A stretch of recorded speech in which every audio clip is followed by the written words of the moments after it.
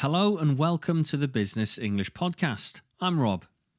Today's episode is called Tiny Change, Huge Impact, Mastering Professional Modals. Now, before we dive in, I want you to picture a scenario. There's a brilliant business analyst named Charlie. He's originally from Spain and now works at a fast-paced consulting firm right here in London. He's done all the right things, earned advanced degrees, built an impressive portfolio, and secured a great job. But no matter how hard he tries, he always feels like he's missing a small yet critical piece in his communication. During meetings, his colleagues raise an eyebrow when he speaks. At times, he emails clients and wonders, does this sound too direct? Am I being polite enough? If you can relate, perhaps you felt the same pang of uncertainty when sending out an important proposal or delivering a high-stakes presentation. If this sounds like you, then you're in the right place. Believe it or not, there's a surprisingly simple solution. Choosing the right modal verbs. Yes, those small words like could, would, and should might seem tiny, but they pack a huge punch in business communication. Think about it. If you're constantly relying on can when asking for feedback, or maybe using will when you really mean would, you might be missing out on that next level of credibility. And here's the best part. You don't need to be a grammar whiz to master these subtle yet powerful shifts in speech. With just a few adjustments, you can sound more professional, empathetic, and confident. So how exactly do these tiny words make such a massive difference? And which specific modals should you focus on to really elevate your business English? Stay tuned because in this episode, we'll explore the why, the how, and the game-changing examples that can transform the way you communicate. By the end, you'll have the tools you need to fine-tune your emails, ace your meetings, and maybe even impress your boss, just like Charlie hopes to do. Ladies and gentlemen, welcome to the Business English Podcast, helping professionals communicate more effectively, more confidently, and with impact. With your host, Rob, from Energetic English. Let's get down to business.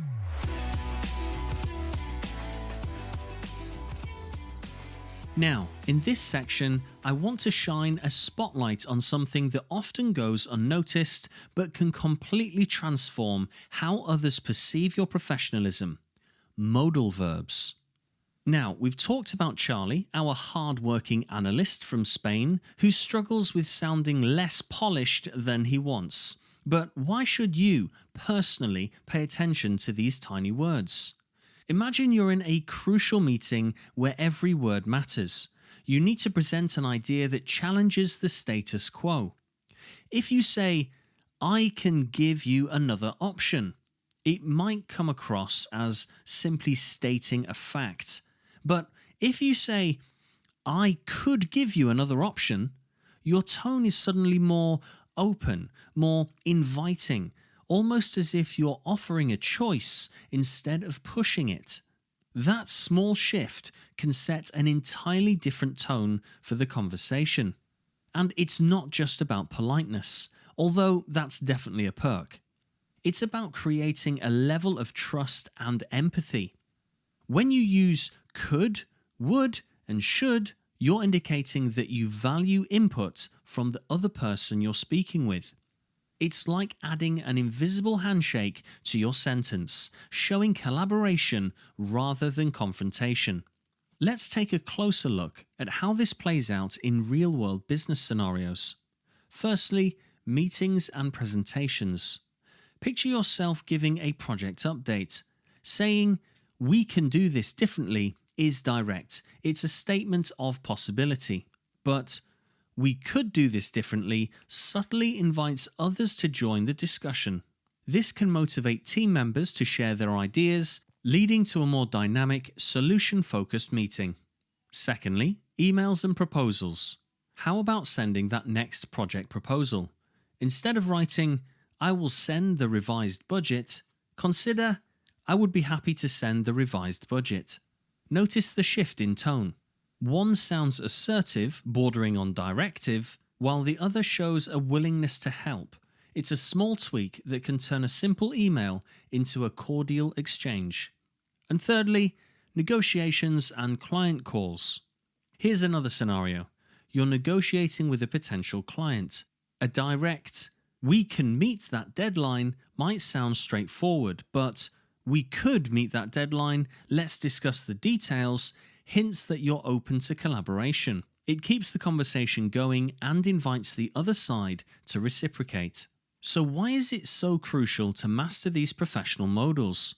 In essence, these verbs help you fine-tune your message to exactly what you want, whether that's demonstrating certainty, politeness, or openness to feedback. Think of modals as the volume knobs on your communication.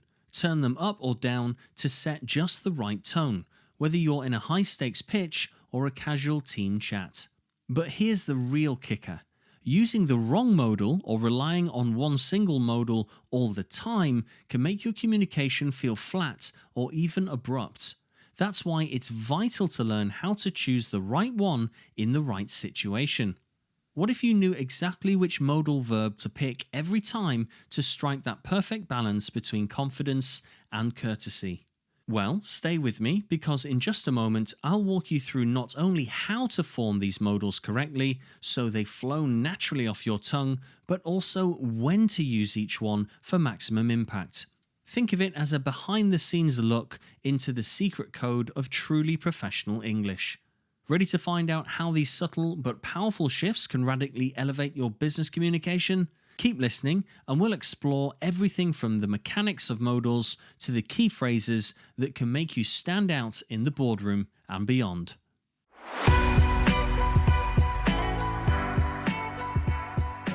Okay, it's time to explore how to form these professional modals and then put them into practice with a few game-changing phrases. If you're wondering how to take your English from good to truly polished, you're about to find out. Now, the basic structure with modals is straightforward. Modal verb plus base form of the main verb. For example, could plus consider gives you could consider, or would plus send becomes would send. But the real trick lies in choosing which modal to convey the right level of politeness, formality, or certainty, whether it's can versus could, will versus would, or should versus shall. Before I share some practice phrases, if you're hungry for more powerful professional resources and want a transcript of this episode, sign up for our weekly newsletter called the 3-Minute Minutes. It's a quick read, delivered every week, packed with tips to elevate your business English. The link is in the description. Alright, let's dive into 3 key phrases you can start using immediately. After I say each phrase, I'll pause and let you repeat it. Then I'll give you a scenario where it fits perfectly. Phrase 1. Could I have your input on this? Repeat after me. Could I have your input on this? Scenario. You're in a meeting and you want to invite feedback on a new idea or proposal. Rather than making a direct statement, you're showing openness and respect by politely asking for someone's thoughts. Phrase 2. Would you mind sending the file by noon? Repeat after me. Would you mind sending the file by noon? Scenario. You need a colleague to send over a critical document before lunch. This phrasing is more polite than simply saying, send the file by noon, and it underscores cooperation rather than command. Phrase 3. Should we consider adjusting the timeline? Repeat after me. Should we consider adjusting the timeline? Scenario. You're in a project discussion and sense that deadlines might be too tight. Asking this question opens up the conversation to alternative plans without pointing fingers or making demands. Give these phrases a try in your next meeting or email. The more you practice, the more natural they'll feel and the more professional you'll sound. But don't go anywhere yet, because up next, we'll uncover some common mistakes professionals make with modals and share pro tips for flawless usage. You won't want to miss it.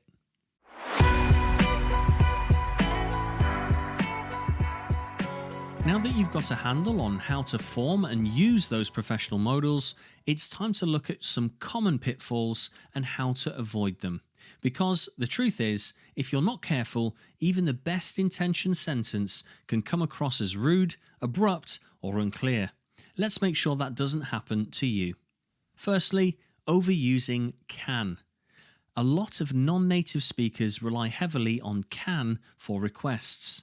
Saying, "Can you send me the report?" might do the job, but it can sound a bit too direct or casual, especially in formal settings. If you're always defaulting to can, you might miss out on the subtlety and politeness of could, would, or would you mind. Try swapping can with could in your next request and see how it changes the tone. Secondly, modals help you strike the right tone, but don't forget the power of basic courtesy. Could you please clarify this point? Or would you mind sharing that file, please? Is a world apart from could you clarify? Sure, it's one extra word, but it's a game changer for politeness. Then follow up with a quick thank you whenever possible. It might sound obvious, but you'd be surprised how often it's forgotten. Thirdly, mixing up tenses. Sometimes we want to use will when we really mean would, or can when we actually mean could. Mixing them up can lead to confusion. If you say, "I appreciate your help," when you mean, "I would appreciate your help," you're inadvertently switching from a polite request to something that might sound like an expectation. Make sure your modal lines up with your level of certainty or politeness. And fourthly, practice and feedback. Even the best grammar books won't help if you don't practice in real life situations. Record yourself or use voice notes to see how you actually sound. Ask a colleague or friend to listen and offer feedback. Consistent, mindful practice is the key to making modals flow naturally. Here's something crucial to remember. A single word can make or break the tone of your message, and that one word might just be a modal. Up next, we'll tie everything together in the final segment and give you one last tip to help these skills stick for the long haul. So don't go anywhere. If you truly want to sound polished and professional in any situation, keep listening.